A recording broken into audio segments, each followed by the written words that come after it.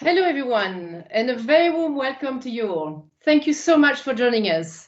My name is Sophie Lambin, and I'm the editorial partner for the Women's Forum for the Economy and Society. In this series, we are delighted to collaborate with the New York Times, highlighting the voice of women leaders in their own words. Women have always led in the crisis, and now they are leading in the recovery. Their contribution is key as we design an inclusive economy and society. So today we'll hear from Mayor Aki-Sawyerr, the mayor of Freetown, Sierra Leone. The mayor has brought a real purpose-driven leadership to help her city and her nation address a number of crises, from an Ebola outbreak to a pandemic, and now to the impact of climate change. Also joining us in this conversation is Commissioner Penny Abe-Wadena, New York Times City Commissioner for International Affairs. Penny will bring her thoughtful perspective to this discussion as well. You can, of course, follow our conversation on social media with the hashtag #WomenForInclusion and hashtag #InHerWords. And please do give us your questions in the question tab on the right, as I will feed them to our moderator today. And now to our moderator. I'm very pleased to welcome Francesca Donner, Gender Director of the New York Times, who will lead this conversation today. Francesca, the floor is yours.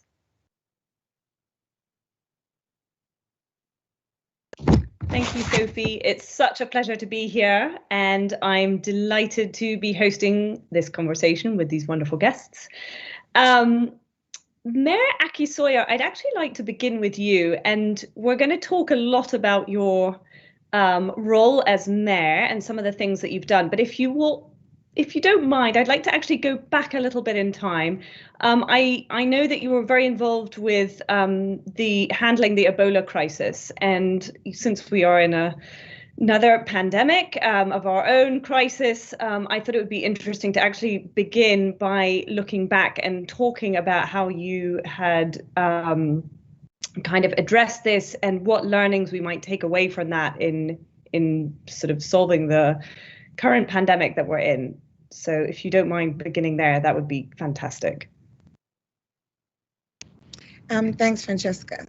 So there's similarities, but there are also some significant differences. The fact that this was an epidemic which affected 3 countries, in contrast to this global pandemic, is where the difference starts.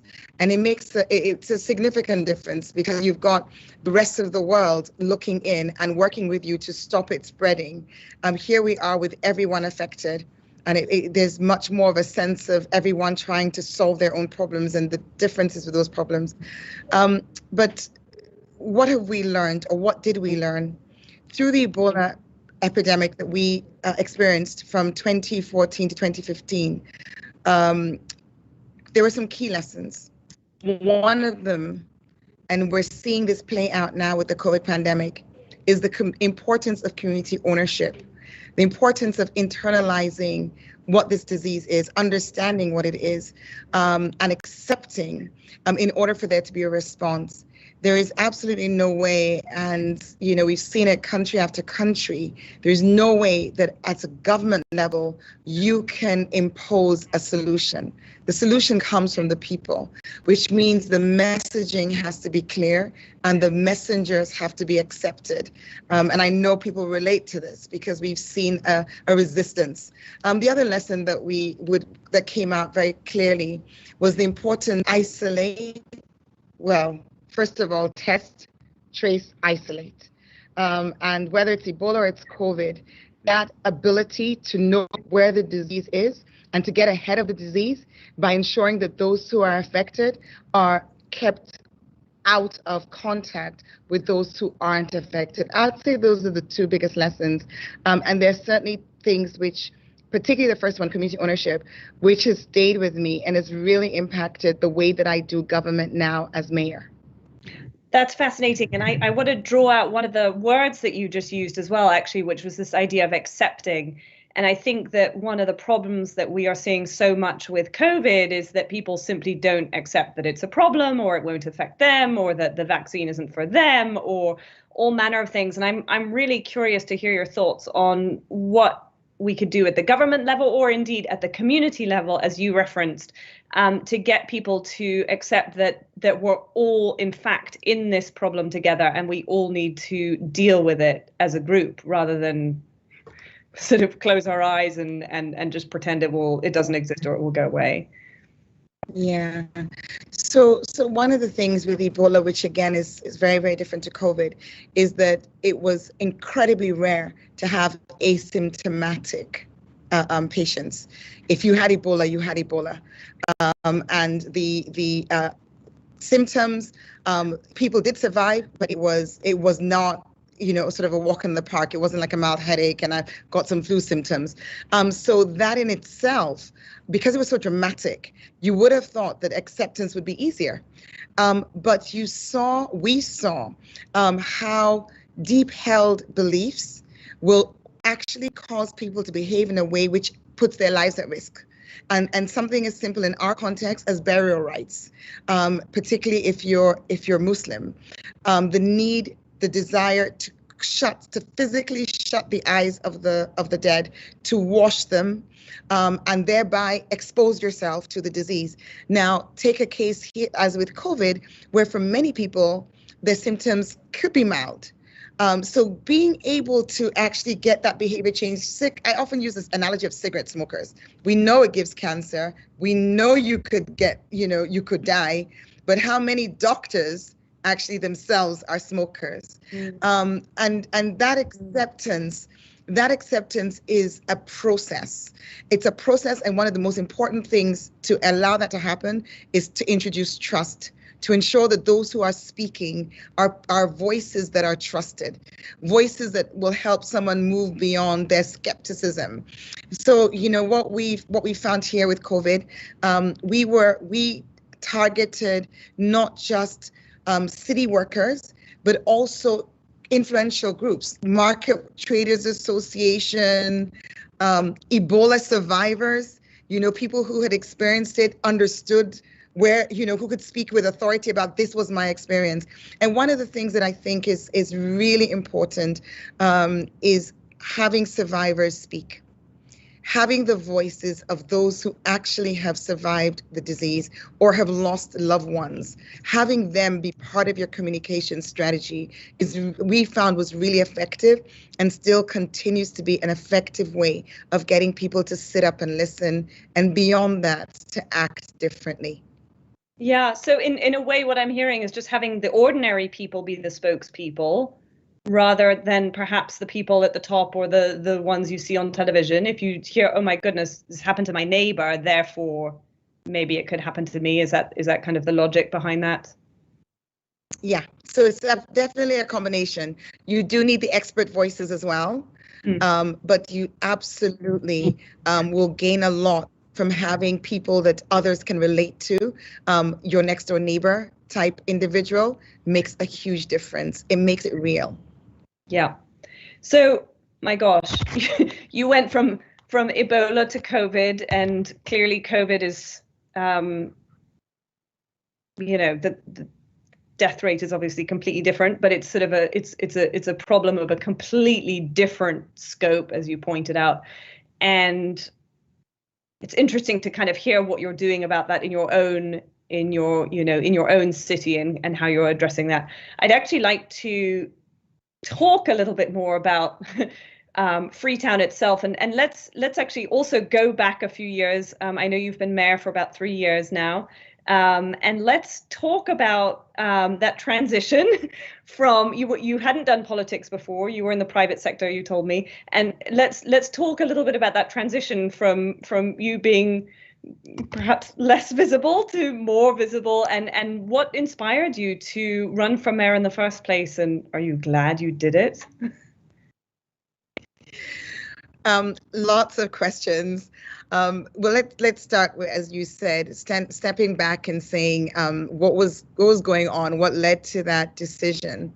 I guess from a very young age, as far back as I can remember, I've always been passionate about trying to make a difference, addressing injustices.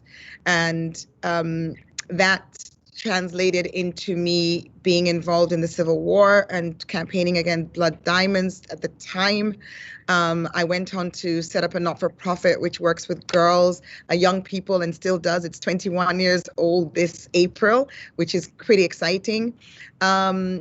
But then beyond that, actually it's 22 years old. Yeah, started in 1999. So beyond that, this, also was working, as I mentioned, in the private sector, with a focus on job creation in the hospitality sector and real estate.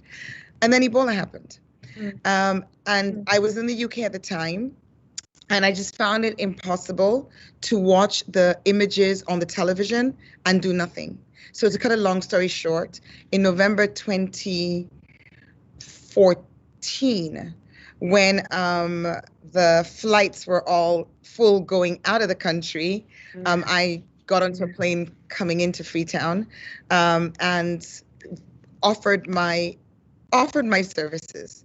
I mean, I came with DFID, but I also went to see the head of the Sierra Leone government response that day and said, look, I'm first and foremost a Sierra Leonean, dual nationality, but first and foremost a Sierra Leonean. What do you need? How can I help? And within a very short space of time, I ended up becoming the director of planning for the outbreak. Fast forward, end of outbreak, I said to the family, to my husband and my children, I think I'll be gone for 3 months. That was in November 2014. The outbreak was declared over on the 7th of November 2015, so a year later. And it was the experience of a lifetime. So grateful for the opportunity to serve. Still very conscious that 3,589 people lost their lives. And now when you look at what's going on with COVID, it feels like such a small number. But then it was devastating. It still is, because each person is in fact a person, they're never a number. I was asked then to support the government's transition to a recovery. So I led the president's delivery team for the post-Ebola recovery program. And following that, whilst I was doing that, a passion, which is something we're going to be talking about today, the environment, a passion for the environment and sanitation, caused me to kind of look around and I guess I saw gaps and I felt that there was something I could do. So in 9 months before the election, in May 2017, I decided I began a conversation about running for office, or maybe I should put it the other way around. People began a conversation with me. Long story short, 9 months later, I joined the political party. I had won our nomination, and then I'd won the election as the only female candidate and the first female mayor and first female city leader in 40 years, and the first elected female mayor. So that's what drove me. A desire to address issues of sanitation and climate, real devastation going on with our environment and wanting to do something about it. That's what we call a win. Let's actually talk a minute about the environment and climate change. I'm curious to hear a little bit about how climate change is felt in Freetown, and that's part one. I know you said I ask a lot of questions at once, and it's true. Okay, so that's part one. And then I know that you had really made some efforts to increase vegetation in Freetown. So maybe we can start by talking about how it's experienced, and maybe we can look back a few years if things have even changed, and then some of the programs that you have initiated to combat climate change. I'll kick that to you before I ask more questions. Okay. Right. So how do we experience climate change? Like many parts of the world, it's being manifested with irregular weather patterns. In our case, Freetown is or Sierra Leone is one of the wettest countries in Africa. But we have been experiencing really abnormally heavy rainfall with flooding as a consequence. And the thing about climate change is what's going on, globally, is there's impact of sort of the changes already happened, the ozone depletion, and you're feeling that impact. But at the same time, in most countries in the world, there's also continuous activity that's going on that's making climate change worse. It's making climate change worse, but it's also, in some instances such as ours, it's also making the impact of climate change worse. In our case, the most devastating immediate contributor is deforestation. And we've seen that deforestation happening because of climate. So you have a situation where people in rural areas who are traditionally farmers are experiencing poor crop yields, poor harvest because of climate. And as a consequence, they're moving to the city. And we see this phenomenon of rural urban migration everywhere. They're moving to the city, and in the case of Freetown, we have a real gap with development control, which is tied in with differences or a failure of governments to devolve to the local authorities land use planning and building permit. So there's this very toxic mix of a rapidly growing city population, a lack of development control, and as a consequence, the establishment of informal settlements, settlements which sometimes are unhelpfully described as slums. And we've got now 74 of these, most of which sprung up over the last 15 years. Why is this? Why does this make the existing situation worse? These communities are created by deforestation. Trees are cut down along the mountains. So we haven't said what Freetown looks like. So Freetown is my beautiful city. It nestles between a mountain range and the Atlantic Ocean. And it really is, that mountain range used to be totally green. And now with the deforestation, sadly, we're seeing more and more brown slopes, and along the coastal line where we had mangroves and beautiful beaches, we're also seeing informal settlements springing up, many of which are established by reclaiming land. And reclaiming land sounds quite nice, but it's not, because what's being used is garbage. Garbage is being used to create land settlements for people to then build on. So that's an impact of climate change, but those people then become the most vulnerable, again, to climate, because with sea level rises, those on the coast find themselves flooded, those on the hillside find themselves at risk of landslides, and all the time, you also have the other attendant challenges with poor sanitation, poor housing, lack of access to services. So climate change, it's not just about wildfires and the place being a bit hot and people experiencing sunny days when it should be winter. It's really about lives being lost and cities being destroyed and futures really being put at risk. And it's happening now, which is why we are so serious. Penny has talked a bit about she hasn't spoken yet, but I work with Penny, and we're doing the voluntary national local reviews. We also work in the C40s space, where we as cities recognize that in as much as so much of the problem rests at city level, the solutions can also come from cities. That's fantastic. Did I answer all your questions? No, actually, you haven't. I have more questions, but since you mentioned Penny, who's the commissioner, we're going to bring her into the conversation right now. You did my job for me. I was planning on doing it anyway. So Penny Abi-Wardina is New York City's Commissioner for International Affairs, and Penny, you and I were just chatting a little bit before, and I said, my goodness, having lived in New York many years, I feel like New York City has enough problems of its own. Why are you in this position? Clearly very important, that is globally focused, that is looking outward. Explain it for us. Explain what you do and explain the importance of what you do. Well, thank you, first of all, Francesca. Mayor, it is such a pleasure to share this virtual stage with you. You have been such a brilliant partner with New York City for so many years now, so thank you. So you said we have many problems, but we also have a lot of solutions. And so part of the role that my team and I have, New York City hosts the largest diplomatic corps. So not only do we have the UN and the permanent missions, working with the UN, we also have 116 consulates, right? So really important bridges to our immigrant communities. And then we have about 100 international economic trade commissioners too. So we have a role first operationally to ensure that this diplomatic corps can navigate New York City. But we, within the de Blasio administration, believe that government should work for the people. And what we are trying to do through our work, like with the voluntary local review, is, be able to create a platform from which cities can exchange best practices, right?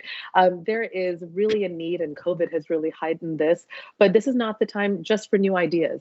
This is the time to replicate the ideas that we know that work so that we can accelerate impact in our neighborhoods. And so back in 2015, when the global community ratified the Sustainable Development Goals, what we did in New York City was we looked for synergies between our development plan around One NYC, and we're talking about climate so much. You also, I think it's important, Yvonne and I represent different regional perspectives, but we also, survived Superstorm Sandy. That was, a significant impact in the Northeast in New York City. And so we wanted to think about how do we develop, and what's our development plan for New York City that really focuses on sustainability, but also equity. And what we found was that we had synergies with all of the Sustainable Development Goals. So we created a platform called Global Vision Urban Action to showcase city leadership on these issues, but also create this opportunity for mayors like Mayor de Blasio and Mayor Aki-Sawyerr to be able to exchange best practices. And what we also did was we expanded that platform to create the voluntary local review. And this voluntary local review is an opportunity for cities to participate and showcase what is working in their communities around achieving the Sustainable Development Goals, whether it's gender equity or climate change. And that's this platform and this opportunity that allows me to work with the mayor. Brilliant. I just, you're both kind of hitting on these sort of interesting ideas. Mayor Aki-Sawyerr said, so often cities actually have the solutions themselves. And you, Commissioner, are sort of saying, we have these learnings that we can share with other cities. And kind of what I'm hearing, perhaps from both of you, if I'm not wrong, is that there are so many more things that cities have in common, even if they're, half a world away from each other, that we really can share learnings, whether it's, a hurricane that's hitting, or it's a epidemic that's hitting, or something completely different. Do either of you want to speak to that? Would you like to start, Commissioner? I mean, that really is at the heart of what this purpose is. One of the questions I do have for the mayor is, if you could share your campaign that really took the SDGs and showed what you were doing in your community. For me in New York City, when we launched the voluntary local review, I had a little bit of that, well, of course you should. You're New York City, you have unlimited resources, which is not true. What we do is with a very limited budget, but we wanted to show that if we are strategic and thoughtful about the way that we build relationships beyond borders and create this ability to connect, we could use the Sustainable Development Goals as this common language and framework. And when I first met the mayor, that it completely made sense. She actually I think, ran some of her campaign using the SDGs as sort of as a frame for how she talked about the climate change that's happening in her community. Mayor, do you want to share a little bit about how you approached the voluntary local review and SDGs? Sure, Penny. I mean, people are going to say, are you serious? She ran a campaign talking about SDGs. Like, who voted for her? So you made it so good, though. That's why. I think, yeah, exactly. So It's not using the language, it's using the concept. And I actually said the reason that I know that the SDGs make sense is because I didn't know what the SDGs were until after we developed Transform Freetown, which is our framework for the transformation of our city. It's 4 clusters, 11 priority sectors, and 19 specific targets. But we subsequently did a matrix and matched everything we're doing, and they all matched against the SDGs because fundamentally, and not surprising, I mean, enough brains and resources were put into that. You've got to expect that it would have come out and addressed the real challenges of the world. But coming back to one of the questions that Francesca asked that I know I didn't respond to, which is, so what is it that we're doing? What are the actual actions we're taking in Freetown in respect of the environment?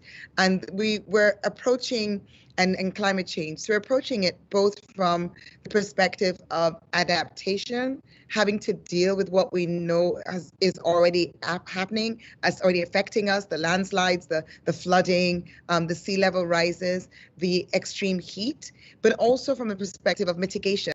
What can we do to minimize our contribution, small as it is, minimize our contribution towards increasing greenhouse gas emissions?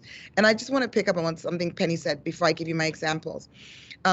We are worlds apart at some levels, but we are all in the same world, and we're all experiencing climate, and we've all got to respond to it. We're not heterogeneous, or rather homogeneous as cities. I come from a developing country, an emerging economy, where over 50% of my city's residents live below the poverty line. So there are vast differences. And yet I also know, I'm really convinced that we can't afford to leave any city behind in this fight against climate, because as we've seen with COVID, no one's safe until everyone is safe. And the same is true of climate. So some of the things we're doing when it comes to mitigation, Freetown the T-Town is definitely my favorite. We're planting 1 million trees. We started it last rainy season, and we're continuing through now. 1 million trees will address landslides because we started along the slope, so it's slope stabilization, but we're also replanting in the mangroves, which has numerous beneficial effects, including improving biodiversity. But there's economic benefits, and that's one of the things that gets lost in this whole discourse about climate action. The sense that somehow if you go green, you are consigning yourself to losing jobs and not allowing the economy to grow. There's been so much research done, including research that we did at C40s in the Mayoral Task Force, which demonstrates and confirms that we could create 80 million jobs worldwide by going green. And in Freetown, at a very small scale, we've created 553 jobs with the young people who are our tree growers. Because in Freetown, the tree town, we're not just planting trees. We're using a tree tracker app. And we have every single tree tagged and monitored, and every single tree is the responsibility of a tree steward or a community-based tree grower, so that we ensure that those trees grow and have the impact that we want them to have. And that creates jobs. We're doing the same in sanitation. We've created over 1,200 jobs for young people by bringing them into the sanitation value chain. We are working on urban planning is a challenge, as I mentioned before. It's still not been devolved to the local council. I know it sounds hard to believe. It's like saying that New York cannot issue building permits, can't plan the city, that it's done out of DC. But that's currently what happens. And it's challenging. But we know that urban planning is another way in which we can address building better for our residents, and building in a manner which, sort of addresses climate change, but also provides in itself positive climate action. And that goes, I will just quickly say as well, mass transit, something which you're very accustomed to in New York City, which we haven't got here, making sure that that mass transit is a green one. So working on a cable car system, which will reduce the emissions from polluting vehicles, and will move from many low occupancy, old polluting small vehicles to a cable car system, which will help us boost tourism, which some more jobs, increase property value, again, more economic opportunities, increase economic productivity because cutting down on time. So these are just some examples of work that's going on in Freetown now in respect of climate action, which underlie that even in an emerging economy, and this is definitely true for all cities, moving back or moving into a green growth trajectory, a climate sensitive trajectory, is actually good for everyone. Thank you for sharing that. It's interesting to hear the long list of priorities that you have right now. One of the things that I think is worth just talking about quickly, especially as we think about kind of accountability and acceptance coming from within our own communities, is, Mayor Aki-Sawyerr, you've received great accolades globally and celebration and praise for the work that you've done, but internally, perhaps some political pressure. And I wonder if you can speak to that. It must be sort of frustrating to be globally acknowledged, but to be convincing your own neighbors that maybe these are good things. And especially when you mentioned the question of, the perhaps the surprise for people that green actually can equal jobs, which seems rather obvious and logical, that people aren't kind of thinking that way. So I wonder if you can talk a little bit about the sort of, we don't have to go into all the external praise, but maybe some of the sort of challenge that's coming from within and how you're addressing that. So I think this challenge isn't unique to myself, and I think it's got its roots in history. So Sierra Leone celebrated literally a week ago today, celebrated its 60th independence anniversary, independence from the United Kingdom, which colonized Sierra Leone. But interestingly enough, Freetown as a city was founded in 1792, and we'll be celebrating 230 years next year on March 11. So you sometimes have this sort of tension, which is created from the artificial nature of the colonial narrative. So you've got a city which predates a country, and so you then end up sometimes with laws which can be very confusing. So we have a Local Government Act of 2004, which was established after the civil war in Sierra Leone, and it effectively sought to give back ownership of the municipalities to local governments. So in effect, it introduced local councils in other parts of the country where they didn't exist. But in Freetown's case, it seems to somehow have limited what, as a capital city, Freetown can do. In theory, the Local Government Act devolves land use planning and building permit issuance to the city. I will focus on this one function because it is so fundamental to city management. It's almost impossible to imagine a situation where you're responsible for a physical space and delivering services to residents in that space, and yet you can't determine who builds what where. So that has an impact on the environment because people can get permits to build in waterways, they can get permits to build in protected forest areas. It has an impact on sanitation because people can build properties where there's no access, and if they don't have access to sanitation services, then what happens? They fly tip, they illegally dump, and then all of that runs down to you. So it's a bit of a challenge, and I think that is a small, it's one example, but it's a serious example of the nature of the tensions that one can experience as a city leader, where you've got an ambitious agenda, such as Transform Freetown, which is really wanting to tackle long-standing challenges the city has faced, but needs mandates to do so. But I want to focus on the positive. What is it that we're able to achieve? And are there partnerships? And of course, the answer to that is yes. So no matter how challenging it can be, no matter how much pressure you get, you always have moments of opportunity for collaboration. And I want to celebrate those. I want to acknowledge that, for example, with Freetown, the Tree Town, this has been funded. It's not cheap to plant 1 million trees. So we've had to get external funding for this, and this has been raised from the World Bank, and which has meant that we've had to work with the Ministry of Finance. And similarly with the Environment Protection Agency, there have been areas in which we have collaborated together.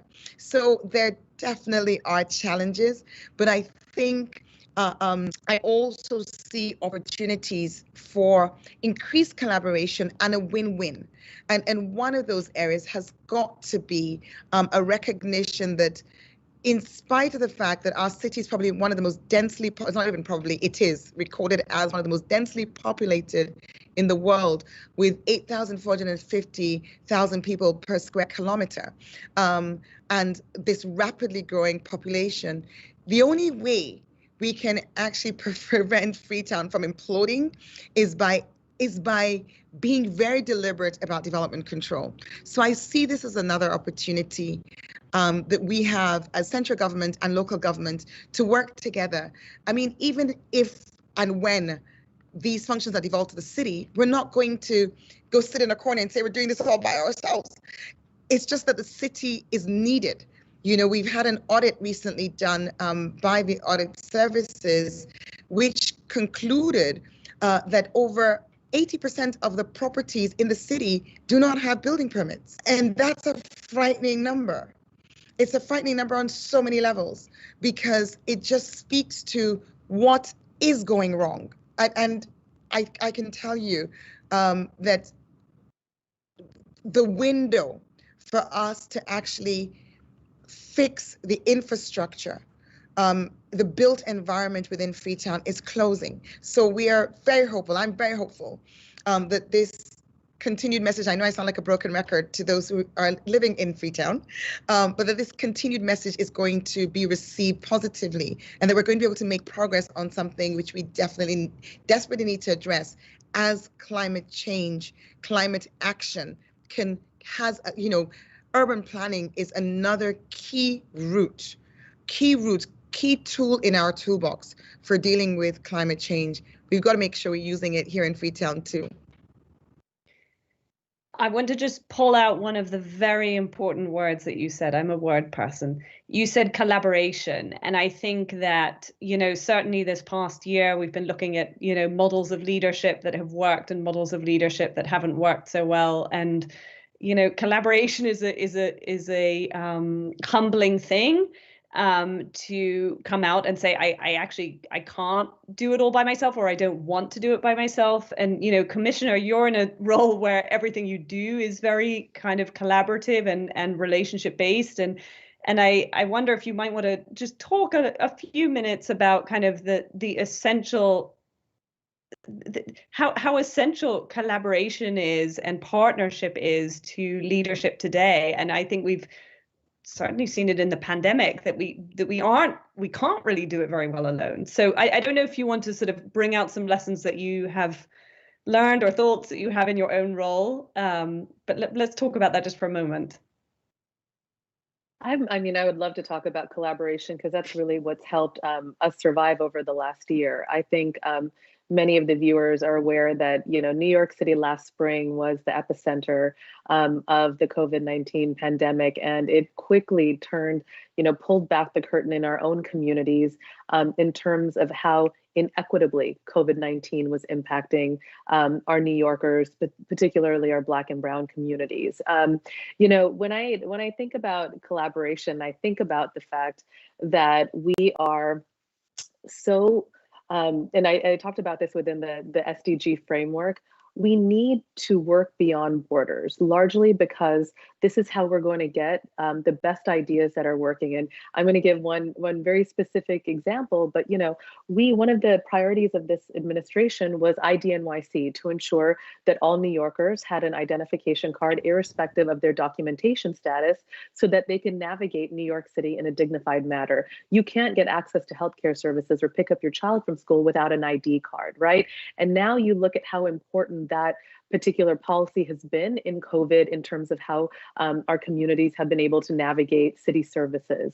But what happened was, when we first launched it, we started sharing it through these different platforms that we talked about. And Paris and a number of other cities around the world decided to emulate this model. And to me, that's the way that collaboration works. It's not for the sake of us getting together to talk, but where you can actually see policies being implemented around the world where we are sharing those ideas. And in COVID, you know, one of the first things that happened last spring was a WhatsApp group started with a number of our colleagues that work for cities around the world. It's like, what are you doing with your homeless community? You know, how are you making this accessible? And that kind of collaboration was also built on the trusted network.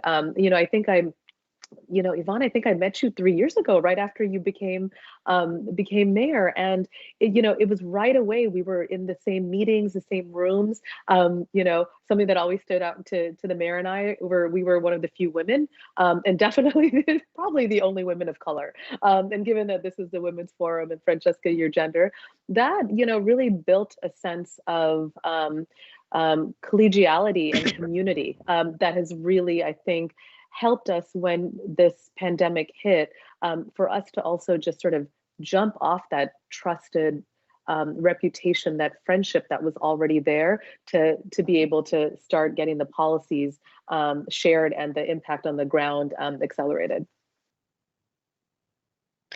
I'm glad you referenced the only woman in the room syndrome. I'd like to, we're really at time, we're actually a minute over time, but I'd love to hear your thoughts, Mayor Aki-Sawyerr, on what it's like to be the first female to run for mayor, the first female mayor. I mean, it's sort of, I can't help asking the question, even though the question is extremely tiresome, but I want to hear your perspective on that, and then we will close this, actually, because we're almost at time. So talk to me just a couple minutes about being the only woman. So I think it means more to me now than it did when I was running for office. In the last 3 years, I have faced significant challenges. I have, you know, experienced misogyny. I've been on the wrong side of people who don't think women should be doing this job. But at the same time, I've also seen women, young and old, girls, come up to me and say how inspired they are by what I'm doing, and how much they believe in it. And men recognize that there is something about the lens that my gender brings to city management and city governance, the compassion maybe, I don't want to overplay it, but we do approach challenges and issues differently. And so 3 years on, how do I feel about being the woman in the room? I feel great. And I really hope that, you know, what we're doing, myself, Penny, yourselves, continue to inspire other women. I am, as you all are, of the firm conviction that we need more women leaders in order for us to have the world that we want to have. And that's as true for climate action as it was for COVID, as it is in just every sphere of our lives. So Yeah. Okay, I'm going to end with a huge question that you're only allowed to answer in about 2 words. Don't be angry at me.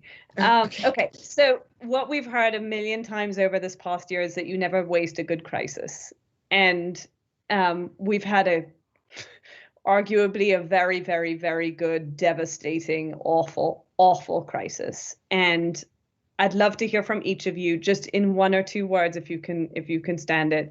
What opportunity, 1 or 2 opportunities, would you like to build on that have been kind of cracked open by COVID? Okay. I can go. So I'm putting the you mayor, first. the mayor Someone has definitely to should go have first. the last word. Without question, we have to rebuild, right? And what this crisis has done, and I'm just going to give it in the New York City context, it has shown us where the deep inequity is. We have to rebuild back by focusing on the most vulnerable as our base from where we build back from. And so that, to me, is the real opportunity. That's something that we have been focused on. We even have a racial equity and racial justice task force that is focused on thinking about the policies that are going to rebuild and be implemented in this period. Apologies, it wasn't 2 words. That was an impossible ask, Francesca. I know. Okay, Mayor, 2 words. What are the opportunities? 1 or 2 opportunities that we have from this awful crisis that we've been through. In our context, the absolute crisis of housing, the informal settlements I spoke about, where lack of water and people living in overcrowded communities, COVID just shone such a light on that. Not that they were out of our view, but it was just so bright. And the need to accelerate that work was really, really brought home by COVID. The other thing, though, and again on a positive, is as we looked at food security during lockdowns, we started a program of urban farming for women. Women, providing support to 300 women. We're about to add another 200, making it 500. And for me, this is one of the things which, beyond COVID, we're going to continue to invest in. So it's created opportunities, really shown us the need to be consistent in improving the lives of those we serve. Fantastic. Thank you so much for your thoughtful answers. This was just a wonderful conversation. I'm so grateful for your time. Sophie, I think it's back to you. Yes, thank you, Francesca. A huge thank you to you, Mayor Aki-Sawyerr, and to you, Commissioner Wadena, and to you, Francesca, for such a rich conversation. Mayor Aki-Sawyerr, thank you also for sharing a truly compelling personal story of how your leadership is inspired by your sense of purpose. You also shared such a powerful picture of the first and second order consequences that climate change has on people's life.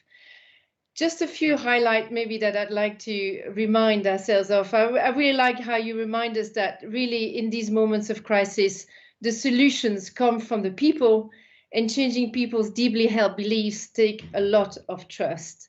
You reminded us that we may all be different people, but we are all from the same world. And with the SDGs, we have a common map, but we do need collaboration and truly inclusive solution to this crisis that we all face. And it also seems that, like the SDGs or the Sustainable Development Goals, for those who wonder, are actually an election winning strategy, maybe also relevant to the New York Times mayoral election. Anyway, all this to say that sustainability and sustainable development really resonate with the people, and that's a huge opportunity. So you haven't been able to see that because you were on the inside, but from the outside, we had a really truly international audience today, from Sri Lanka to South Africa to Sweden. If you want, dear audience, thank you for your participation. And if you want to share this conversation around, the recording will be available soon on this page and on the Women's Forum YouTube channel. You would also, I would say to all the participants to keep on the lookout for our next series of conversation with the New York Times in Her Word series, as we have a few more in store. And finally, if you want to share, remember to use the hashtag in her words, Women's for Inclusion, and obviously the Women's for Home channels. So this leaves me to close, and thank you again very much, Francesca, for your masterful moderation and stepping in for Ruth at the last minute, which was remarkable. And thank you to our speakers and participants of today's conversation. Till very soon. Goodbye.